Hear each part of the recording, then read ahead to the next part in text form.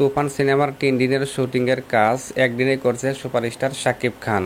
কলকাতার রামোজি ফিল্ম সিটিতে চলছে সুপারস্টার শাকিব খান অভিনীত তুফান সিনেমার শুটিং। তুফান সিনেমাটি কোরবানি রিলিজ হবে, এটা কিন্তু সন্দেহ ছাড়াই। বন্ধুরা, বিস্তারিত বিষয় জানতে চাইলে ভিডিওটি না টেনে শেষ পর্যন্ত দেখতে হবে। কাম সেরা ফেলেছেন ভাই, আপনি কাম সেরা ফেলেছেন। সম্প্রতি সুপারস্টার শাকিব খানের কেরিয়ারে সর্বোচ্চ বাজেটের সিনেমা হচ্ছে তুফান। শাকিব খানের চলচ্চিত্র কেরিয়ারে এত কষ্ট করেনি যে কষ্টটা বর্তমান তুফান সিনেমার শুটিং এর জন্য করতেছে। 3 দিন যে শুটিং করার কথা ছিল সেই শুটিং করছে 16 ঘন্টায় শাকিব খান। ইতিমধ্যে শাকিব খান এবং মিমি চক্রবর্তীর রোমান্টিক একটি গানের শুটিং গতকাল শেষ হয়, যে গানটির জন্য ব্যয় করা হয়েছে 1 কোটি টাকা।